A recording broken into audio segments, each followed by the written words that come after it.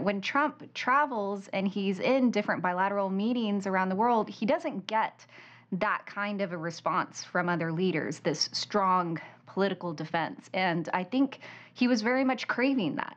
And you could see that really come out in the press conference, again, with that comfort between these two leaders. And I think that's where you get a lot of this reaction, and it's to be expected, where, Trump seemed very receptive, to a lot of Putin's ideas on how to handle things like the cyber issue. Of course, those are proposals that are loaded with contradictions, which are, of course, going to invite a lot of attacks at home. And should Trump have used that news conference as an opportunity to press Putin harder on these charges in front of the American public?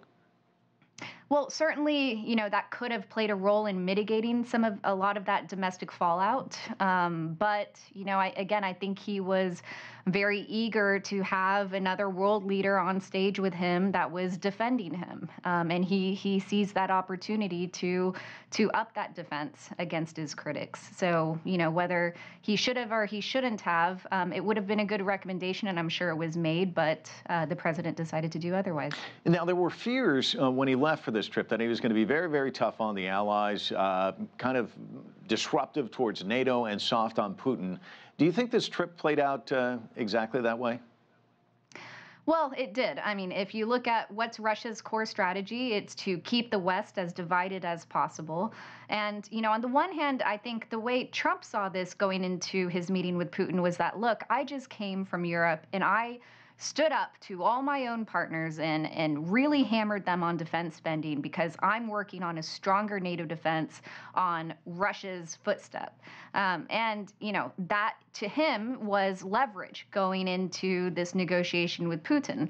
On the other hand, when you step back and you look at it, it was the American president openly quarreling with his European partners, which does feed into a Russian strategy inherently to draw out those divisions in the West. So, there's a lot here in the optics, but when we look at substance, institutionally, the U.S. and NATO, they remain very strong.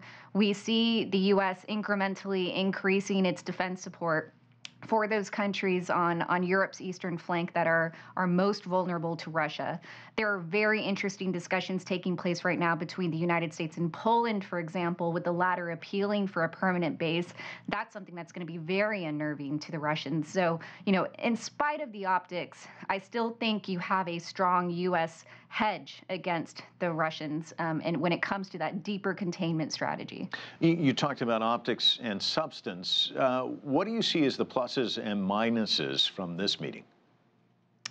Well, so the press conference itself was very short on details, so it's really a question of what we see shake out of this in the days and weeks ahead. But in terms of positives, it seems like arms control was a big part of the agenda. Both leaders heavily reference that. Of course, the devil is in the details. Critically, we have the New START treaty, nuclear treaty that expires in 2021. And it's imperative for the two sides to come back to the table on that and renew it and extend it. So how far did they actually get in those discussions? Did they make a political agreement to do so? And will the technical talks follow? That's something that's going to be really important to watch. Reva Goujon there.